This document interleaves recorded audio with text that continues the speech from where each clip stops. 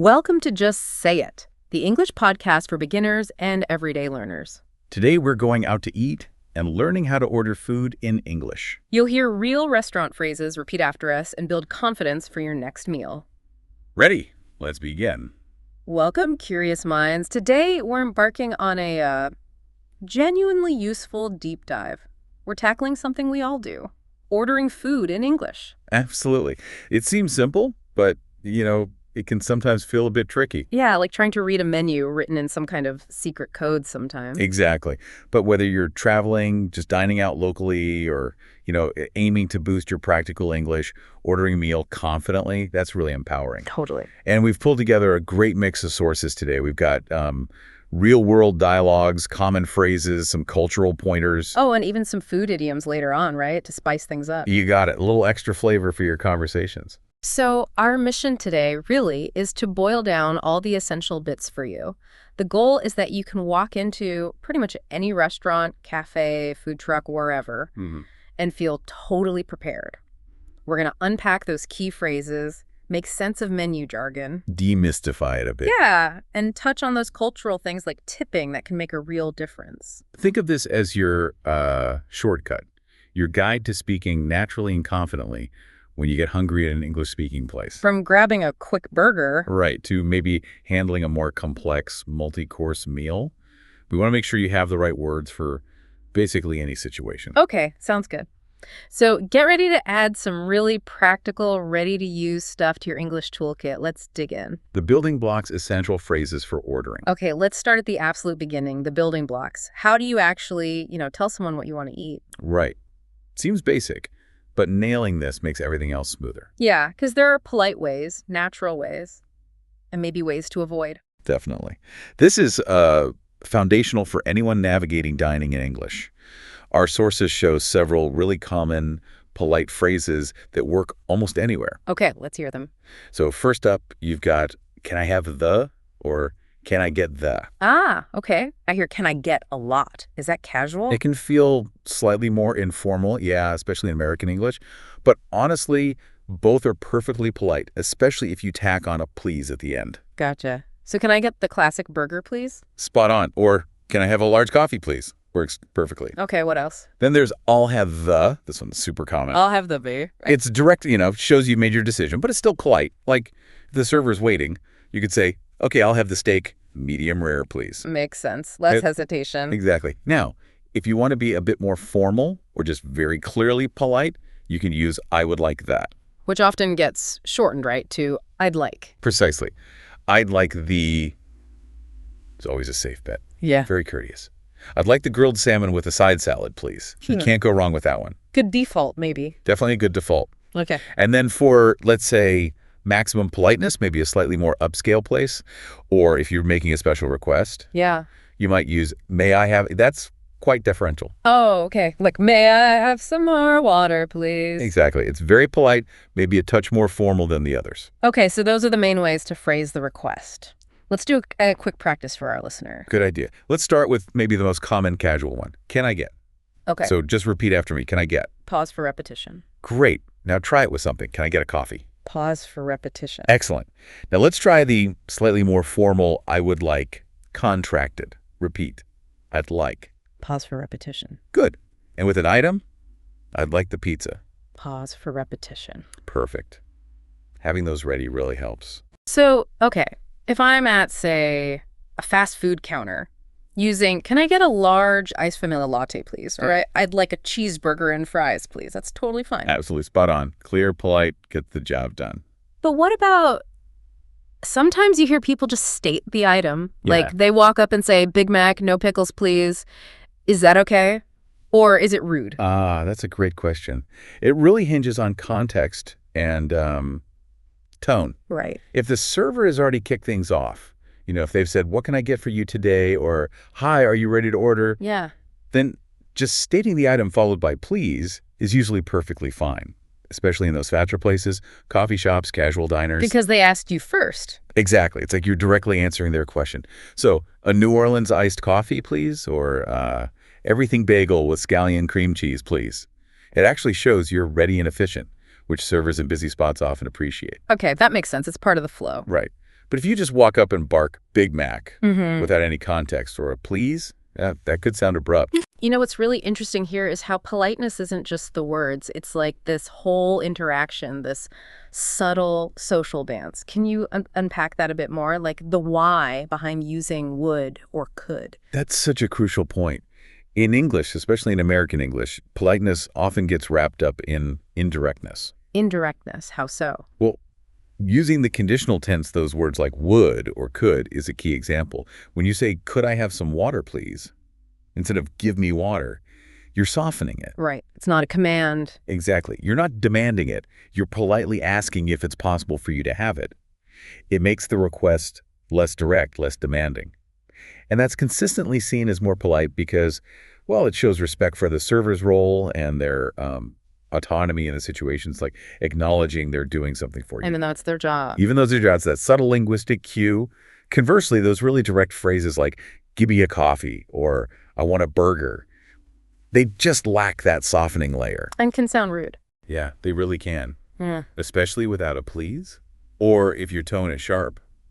One of our sources even mentioned these might sound off even in a, quote, dumpy place. Wow. Okay. So it's pretty universal. It really highlights this interesting mix in the U.S. where, casualness and politeness often go hand in hand. You achieve it through this slightly indirect, softened language. Yeah. It shows consideration without being overly stiff. I think I saw in the sources, too, there were even more casual, almost slangy ways people order.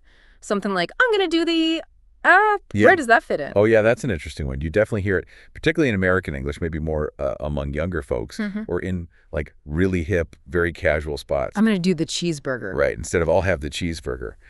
Our sources pointed out that while everyone understands it, it can sometimes come across as a bit hipstery or maybe just overly casual, depending on where you are. So maybe not the first choice for a learner. Probably not the go-to, no. It's good to recognize if you hear it, but sticking with I'll have or I'd like is always going to be a safer, more universally accepted bet. Yeah. It just shows there are, levels even within casual. Good to know. So bottom line, whatever phrase you choose, don't forget please and thank you. Absolutely. They're like the magic words. The secret sauce, as you said, they smooth everything over and show respect. Decoding the menu, understanding restaurant lingo. Okay, so you've got your ordering phrase ready. You're feeling confident. The next step, understanding the map itself, the menu. Right, because menus, especially in another language, can feel like information overload, all those sections and unfamiliar words. Totally. But they usually follow a pretty logical structure, like you said, a map for your meal. Yeah. Especially in the U.S. and similar English-speaking places. So what are the typical sections we should look out for? Well, you almost always start with appetizers. Okay, the starters. Exactly. Small dishes served before the main course. Their job is basically to wake up your taste buds, stimulate the appetite. Give you a little preview. And they can range hugely. You might see light things like miso soup, a seaweed salad, maybe spring rolls, or in a fancier place, it could be, a foie gras terrine. So sometimes shared, sometimes individual. Both are common. A nice light start. Okay, appetizer down. What's next? The main event. Exactly. The heart of the meal is usually under entrees or main courses. You'll see both terms used. Entrees. That's the main dish, right? Not the entrance. Correct. It's a bit confusing, that word. But yes, it means the main dish. This is the primary focus of your meal. Often comes with sides. And this section tells you a lot about the restaurant. Absolutely. This is where the restaurant really shows its style. You could find comfort food like grilled chicken or steak. Healthier stuff like grilled salmon salad, maybe a quinoa wrap. Or if it's like a French place. You might see classics like beef bourguignon or coq au vin. Casual spot, maybe spicy garlic noodles, a cheeseburger, pizza, tacos, fish and chips, spaghetti, you name it. These are the stars of the show. Got it. Appetizer, entree. What about the supporting cast, the little things on the side? Good way to put it. Those are your sides, or sometimes called side dishes. Smaller portions meant to complement the main dish. Like fries. Fries are a classic, but also side salads, mac and cheese is huge, coleslaw, potato salad, baked beans, maybe just extra steamed veggies. They add balance, texture, maybe another flavor. And after all that savory stuff. You need something sweet. That's where desserts come in. The grand finale. My favorite section. Mine too. And the options are endless. Could be something decadent, like a chocolate lava cake or creme brulee, or maybe lighter, like a fruit parfait. Or just simple cookies, muffins. Right. Chocolate chip cookies, muffins, cake slices, ice cream, All the good stuff to finish the meal on a high note. Okay, that covers the food, mostly. What about drinks? Ah, yes. Beverages, usually their own section. Everything from sodas, juices, water still or sparkling, Coffee, tea. milkshakes, smoothies. And if the place serves alcohol, you'll find beer and wine lists here too. Basically anything you drink. Makes sense. Yeah. Now, what about those specials? Sometimes they're on a separate board. Yes. Specials of the day. Always pay attention to these or ask about them. Why are they so special? Well, they're often unique dishes the chef is highlighting, maybe based on really fresh, seasonal ingredients that just came in, or maybe it's a new recipe they're trying out. So potentially the freshest or most creative things? Often, yes. It could be anything, fried chicken wings, a specific pasta like spaghetti, maybe some unique sushi rolls the chef created. It's where the kitchen often shines. So a pro tip, if you're unsure or feeling adventurous, ask the server, what do you recommend? Or what's today's special? Excellent advice. It shows interest, and you might discover your new favorite dish. Definitely. And related to that, never hesitate to ask, what's this dish? Yeah. If you see something on the menu you don't recognize. Yeah, don't be shy about ingredients or how it's cooked. Exactly. Sometimes menus also list condiments, things like ketchup, mustard, mayo, salsa, tartar sauce, maybe a lemon wedge stuff you had yourself. Right. And for families, a kid's menu is common. Yep, smaller portions, kid-friendly stuff. And occasionally you might see the cuisine type listed, Italian, Mexican, Asian, British, pub, grub, whatever. Gives you the overall vibe. So understanding these sections really is like having that secret decoder ring for the menu. It makes navigating so much easier. Customizing your order and handling dietary needs. Okay, so we've decoded the menu. We've picked our main course. But maybe it's not quite perfect yet. What if you want to tweak it? Hold the onions on the burger. Customization. Very common. Or maybe even more critically, what if you have a food allergy? That's super important to communicate correctly. Absolutely. So how do you tailor your meal, make those little adjustments? Our sources give us some really clear phrases for this. To customize, simple and polite options are, can I have that without? Or, could I add? Okay. So for that burger example, I'd like the cheeseburger, please. Can I have that without onions? Clear and direct. Or maybe you want extra bacon. Could I add bacon to that, please? Easy. And we touched on coffee shops earlier. They seem to be experts at this. Oh, they are the kings of customization. Knowing the lingo there is really helpful. You can specify the milk, right? Yeah, like whole milk, 2%, non-fat, which people sometimes call skinny or skim. Right. And then the non-dairy options. Almond milk, soy milk, oat milk, coconut milk. The list keeps growing. And the flavors, caramel, vanilla. Ethelnut? Exactly. So you can confidently build your perfect drink. Yeah. Can I get a grande latte with oat milk and just 1 pump of vanilla, please? See? Sounds pro. Baristas expect it. They might even ask you, would you like whole milk, or do you prefer oat or almond? Or they might offer additional toppings or sides. They guide you through it. Okay, so that's adding or removing things. Okay. What about how something is cooked, like eggs or steak? Yes. Specific preparations. Very important vocabulary here. For eggs, they'll likely ask how you want them. Common answers are scrambled, fried, or boiled. And fried isn't just fried, right? There are levels. Exactly. Sunny side up, that's yolk runny, white barely set. Over easy, flipped quickly yolk, still very runny. Over medium yolk, slightly runny. And over hard yolk, cooked all the way through. Wow, okay. Good to know.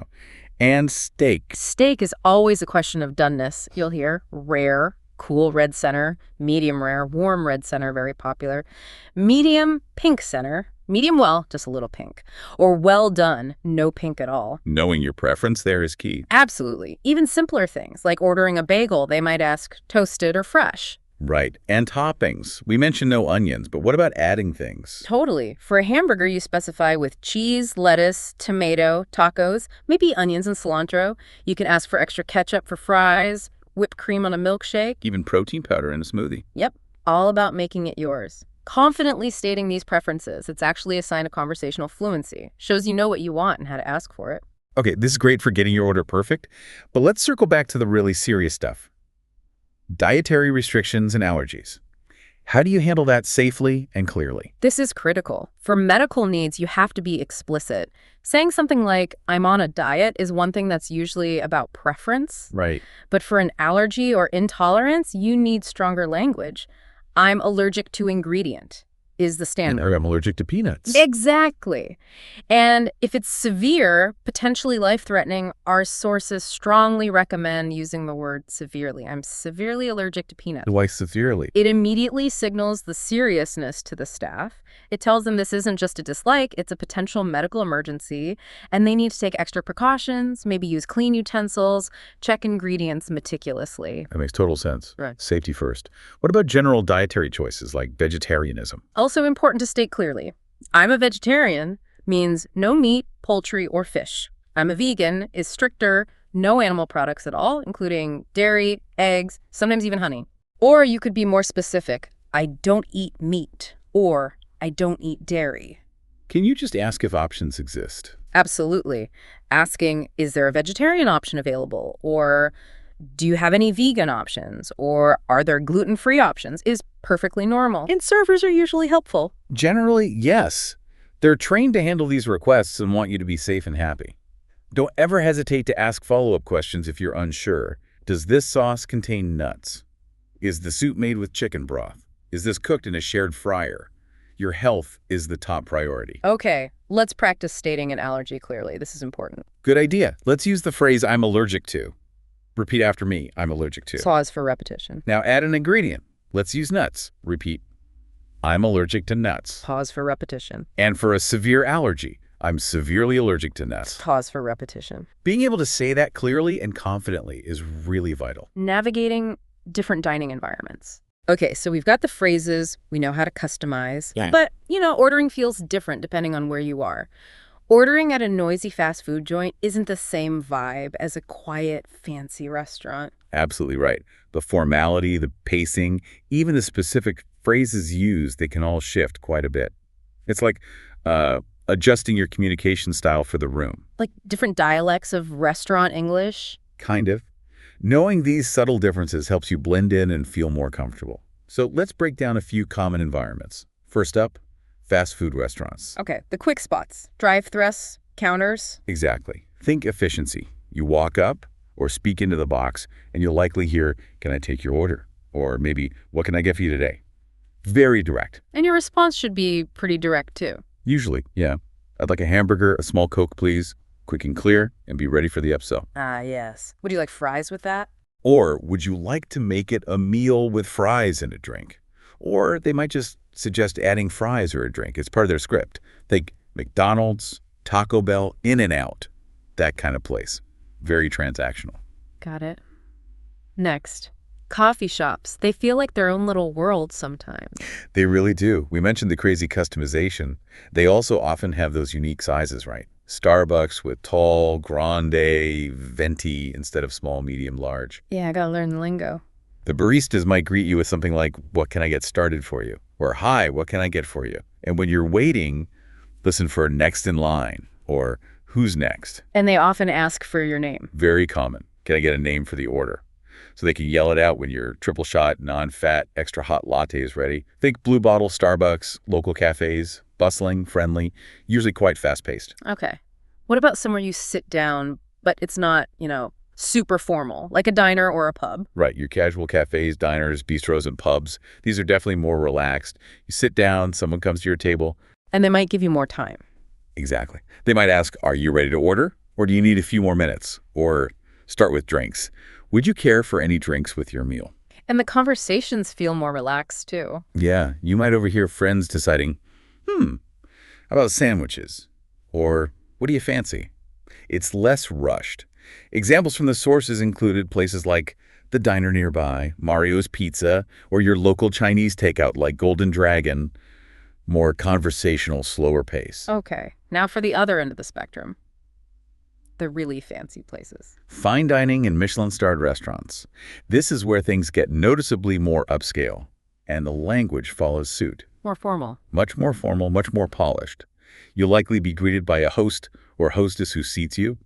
There might even be a sommelier. The wine expert. Correct. They'll assist with wine selection, maybe offer pairing suggestions.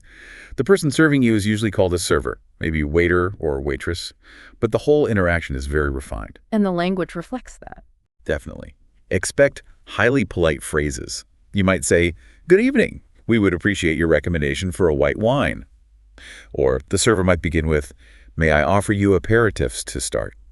Everything is designed to be elegant, sophisticated. A very different experience. Completely. Now, beyond sit-down places, you've also got things like specialty food stands or food trucks. Quick and casual again? Usually, yeah. Yeah. Less formal, often very direct. "What can I get you?" At a hot dog stand. "2 tacos, please." You might ask, "What's your specialty?" If it's, say, a noodle stand known for something specific. It's about getting tasty food quickly. And bakeries, dessert shops. Bakeries, dessert shops are focused. You're there for donuts, muffins, cookies, cake. People often ask, "What flavors do you have?" Or, "Is the croissant fresh?" Freshness is key. You might point or just name what you see.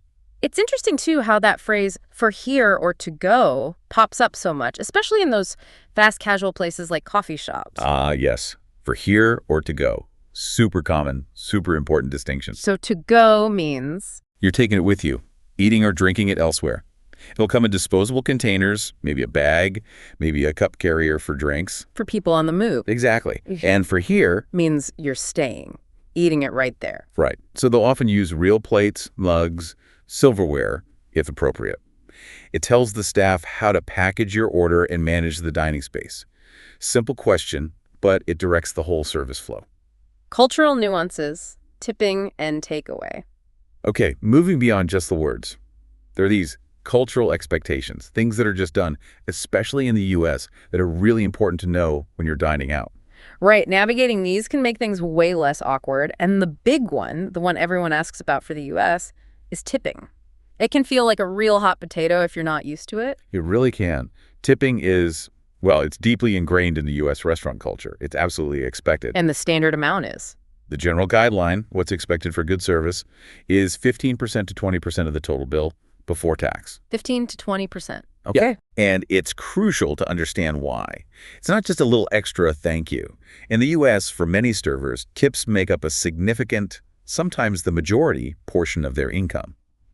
The minimum wage for tipped workers is often lower than the standard minimum wage, with the expectation that tips will make up the difference. Okay. So it's actually part of their expected earnings, not just a bonus. Exactly. It has historical roots, actually, but the modern reality is that it's essential wages. That's key. Thankfully, many restaurants nowadays try to help you out. How so? They'll often print suggested tip amounts right there on the bill, like 15%, 18%, 20%, with the calculated amount shown. One source said it makes the calculation a piece of cake. That is helpful. Takes the math anxiety away. Definitely simplifies it. Okay, that's for sit-down restaurants. What about, say, a coffee shop? You often see a tip jar or an option on the payment screen. Do you tip there too? Good question. Yes, tipping at coffee shops is also common and very much appreciated by the baristas. Same percentage. Maybe slightly less strictly expected than at a full-service restaurant, but yeah, somewhere around that 15–20% range based on your order, and the service is still a good guideline. You'll see the tip jar or that digital prompt on the card reader. So not quite as mandatory feeling, but still a nice thing to do. Exactly. Especially if they made you a complicated custom drink or were super friendly during a busy rush. It's definitely appreciated. Okay. Another cultural thing, particularly in the U.S., asking for a to-go box, or sometimes called a takeaway box, if you don't finish your meal. Oh, totally normal. In fact, it's almost encouraged now with more focus on reducing food waste. So it's not seen as rude or cheap? Not at all. It's completely standard practice. If you have leftovers, you just politely ask the server, "Can I have a to-go box, please?" Or, "Could you box this up for me?" And they just bring you a container? Usually, yes. Or sometimes, especially in maybe slightly nicer places, or if they're less busy, they might offer to take your plate and box it up for you in the kitchen. Either way, it's super common. Don't feel awkward about it at all. It just means you get to enjoy the rest of your delicious meal later. Handling problems and paying the bill. All right, we've ordered, we've eaten, we've navigated the cultural stuff. But, sometimes things go wrong. Not often, hopefully, but maybe the food's cold or it's just not what you ordered. How do you handle that politely? Yeah, knowing how to address problems smoothly is a really useful skill. You don't want to cause a scene, but you also deserve to get what you paid for or have an issue fixed. So first step, how do you even get the server's attention if they're busy? The most polite and standard way is just to try and make eye contact, maybe give a small, discreet wave and say, "Excuse me," when they glance over. Excuse me, not shouting across the room. Definitely not shouting, just a clear, polite, "Excuse me." Now, once you have their attention, state the problem clearly and calmly. Like if they brought the wrong dish? You could say, "Excuse me, I think this isn't what I ordered." Maybe add what you did order. "I ordered the chicken, but this looks like fish." And if the food's cold? Simply state it. "Excuse me, this food's cold," or "My soup isn't very hot." What if it tastes wrong? Like, way too salty? You could say, "I'm sorry, but this is very salty," or maybe, "This doesn't taste quite right." Using "I'm sorry" or phrasing it gently often helps. Okay. What about if you've just been waiting forever for your food? You're starving. That's a tough one. Again, get their attention politely. Then you could say something like, "Excuse me, we've been waiting quite a long time for our food," and follow up with the question, "Is our meal on its way?" Or, "Will our food be long?" So, acknowledging the wait but phrasing it as a question. Right. Less confrontational than, "Where is our food?" Also for small things, like if you drop your fork, Happens to the best of us. just say, "Excuse me, could I have another fork, please?" Easy peasy. Sometimes the problem isn't your order, but they're out of something, right? Yeah, that happens. The server might come over and say, "I'm so sorry, but we just ran out of the item you ordered." Oh, no. They'll almost always suggest an alternative. "Would you like to substitute it with coleslaw or mac and cheese instead of the fries?" Or like in that coffee shop example, "We just sold out of the almond croissant. We do have chocolate croissants, though." Being ready with a backup choice helps. Okay, so handling problems politely is key. Now, the final step, paying the bill. How do you ask for it and sort out payment? Yes. The moment of truth. To ask for the bill, you can say, "The bill, please," or, very common in the US, "The check, please." Bill or check? Both work. Both work fine. Check is probably heard more often stateside. A slightly more formal way is, "Could we have the bill check, please?" Okay, they bring the check. Now, payment methods. You might need to ask, "Can I pay by card?" Or, "Do you take credit cards?" Nowadays, you might also ask, "Do you take Apple Pay?" Or even about apps like Venmo Zelle, though that's less common in restaurants. Good to check, because some places are still cash only. Exactly. That can catch you out if you're not prepared. Or vice versa, maybe they only take cards. If you find yourself, say, short on cash, sometimes the server can help adjust the order slightly. "Okay, if you only have cash for 2 tacos, we can do that." Or, "I can remove the guacamole to lower the total." They're usually pretty practical. What if you're with friends? Splitting the check. Very common scenario. Just tell the server before they run the payment. Ideally, when you ask for the check, you can say, "Can we pay separately?" Or, "Could we have separate checks, please?" And they'll split it by person? Usually, yes. Or they might ask how you want to split it. Other phrases you might hear around paying. If one person is treating everyone, they might say, "I'll get this." Generous friend. Indeed. If you're splitting equally, someone might say, "Let's split it," or "Let's just share the bill." Okay. And one last check. Tipping again. Yes, just glance at the bill to see if service is included or if a gratuity has already been added. This sometimes happens automatically for large groups. You just want to make sure you don't accidentally tip twice. Good point. Okay, let's practice asking for the check. This is a fundamental one. Definitely. Let's use the common US version. Repeat after me. "The check, please." Pause for repetition. Great. And how about asking to pay separately? Repeat, "Can we pay separately?" Pause for repetition. Perfect. Having these ready makes the end of the meal really smooth. Adding flavor, food-related idioms. Okay, we've covered the A to Z of ordering, paying, tipping. Now for something a bit fun. A little extra seasoning for our deep dive. I like that. Beyond just the practicalities, English is packed with these amazing, colorful idioms.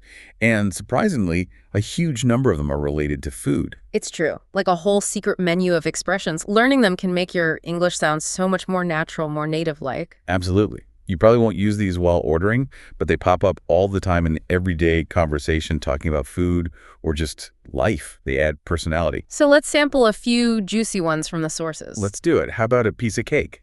Or sometimes as easy as pie. Meaning something is really easy. Exactly. Don't worry about the presentation. It'll be a piece of cake. Or fixing that leaky faucet was easy as pie. Just suggests effortless completion. Nice. What else? How about spill the beans? Ooh, sounds messy. Does it mean reveal a secret? You got it. To tell something that was supposed to be kept quiet. Who spilled the beans about the surprise party? It implies letting information out, maybe accidentally. Okay, I like that one. Then there's have egg on your face. Uh-oh. Sounds embarrassing. It means exactly that. Mm. To be embarrassed or look foolish because of something you did or said. He really had egg on his face after boasting he'd win and then coming in last. Okay, note to self.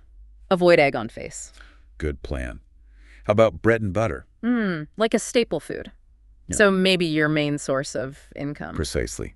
Teaching is her bread and butter, but she sells pottery on the side. It's the main thing that supports you financially. Makes sense. Then there's a hot potato. Something nobody wants to hold, like a controversial issue. Exactly. A difficult or sensitive topic that people avoid dealing with. The issue of funding cuts became a political hot potato. Gotcha. Okay, another one. Not my cup of tea.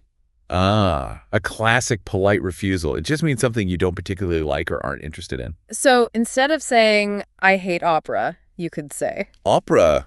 It's not really my cup of tea. Much gentler. Implies personal preference. very useful. What about earning money, besides bread and butter? You might hear bring home the bacon, or sometimes bring home the bread. Meaning earn the family's income. Yep, to earn a living, support the household. Since his partner lost their job, he's been working overtime to bring home the bacon. Okay, how about someone lazy? That might be a couch potato. Someone who spends a lot of time sitting on the sofa, usually watching TV, not doing much else. We all know a couch potato or two. Proudly. And if you're upset about something you can't change, don't cry over spilt milk. Right, no point worrying about past mistakes you can't fix. Exactly. What's done is done. Now, if someone is energetic, We mentioned this earlier, full of beans. yep, lively, energetic, enthusiastic, Yeah. the kids were full of beans after the party. Okay, a difficult problem or person. Could be a hard nut to crack. Like a puzzle that's tough to solve. Or a person who's difficult to understand or deal with. Figuring out this new software is proving to be a hard nut to crack.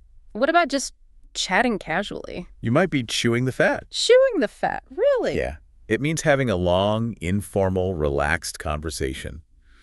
We spent hours just sitting by the fire chewing the fat. Okay. That's a weird one, but good to know. How about someone calm under pressure? They're cool as a cucumber. Cool as a cucumber, I like it. Very calm and composed. Exactly. She was cool as a cucumber during the entire job interview. What if someone gets really excited or angry? They might go bananas. Go bananas, like the crowd at a concert. Perfect example. The fans went bananas when the band came on stage. Or it could mean getting very angry too. Okay, if you have more important things to do. You have bigger fish to fry. Right. Sorry, can't help with that small issue. I have bigger fish to fry. Precisely. What about admitting you were wrong? That's tough. Is there an idiom for that? You might have to eat humble pie. Or sometimes eat your words. Ouch. Means publicly admitting you were mistaken or defeated. Yep. After predicting his team would win easily, he had to eat humble pie when they lost. Okay. Flattering someone to get something. That's buttering someone up. Like being extra nice to your boss before asking for time off. Exactly. Trying to gain favor through flattery. He's clearly buttering up the manager for a promotion. Sneaky. How about something to think about? That's food for thought. We used that one earlier, something that makes you think seriously. We did. Her presentation gave us all some valuable food for thought. Being skeptical about something. Take it with a grain of salt. Or pinch of salt in British English. Meaning don't completely believe it. Right. Be doubtful, don't take it too literally or seriously. He exaggerates a lot, so take his stories with a grain of salt. Got it. Liking sweet things. You have a sweet tooth. Pretty straightforward. Okay. An idea that isn't well thought out. That's a half-baked idea. Like it needed more time in the oven, not fully developed. Exactly. Launching the product now seems like a half-baked idea. We need more testing. Okay, how about eating habits? Oh, there are loads. You can eat like a bird, eat very little, eat like a horse, eat a lot, or eat like a pig, eat messily or greedily. Wow, quite judgmental, some of those. They can be. If something sells really fast, It sells like hotcakes. yep, sells quickly and in large quantities. A strong, determined person. A tough cookie. Right, taking on too much responsibility. Biting off more than you can chew. We had that one too. We did. A clumsy person always dropping things. They have butterfingers. Literally like their fingers are coated in butter. And finally, telling someone to face reality. Wake up and smell the coffee. Exactly. Realize what's really happening. Wow, that's a feast of idioms. They really do add so much color. It's like the icing on the cake for language learning. It really is. Mastering even a few shows you're engaging with English on a deeper, more cultural level. It goes way beyond just grammar rules. Outro. Well, that was quite the journey. A really comprehensive deep dive into the whole world of ordering food in English. Yeah, we covered a lot of ground. from those first polite phrases, Right. Can I get, or I'd like. all the way to navigating tricky situations like wrong orders and even understanding why someone might be full of beans. Our goal really was to give you a clear roadmap, a structured understanding of what to expect and how you can respond confidently in all sorts of dining scenarios. From those fundamental phrases to the cultural stuff like tipping here in the U.S. to handling allergies safely, you should now feel much more equipped with practical, usable knowledge. And remember, like anything, practice is what builds that real confidence. The more you use these phrases, even just noticing them when you hear English. Or repeating them quietly to yourself. Exactly. The more comfortable and natural you'll feel. It stops being about just memorizing words and starts becoming about, responding smoothly, making the whole experience better. Absolutely. And understanding those different environments, the cultural bits, those idioms, it all adds layers to your fluency. We saw how role-playing in your head or just listening actively is so valuable. And yeah, those idioms, they're just a fun way to connect more deeply with the language. They really are. So the next time you find yourself looking at a menu, whether it's a fancy restaurant, a casual cafe, even a food truck, just take a breath. Remember some of the things we talked about today. And go for it. Place your order confidently. You can totally do this. You've got this. And maybe here's a final little morsel for you to chew on. Think about how much of our daily life and conversation really revolves around these shared rituals, like eating. What other everyday routines, maybe grocery shopping or taking the bus or even just making small talk with a neighbor? What hidden linguistic clues or cultural insights might they be holding, just waiting for you to explore? Ooh, interesting thought. Always more to discover. Until our next deep dive, happy eating. And happy learning.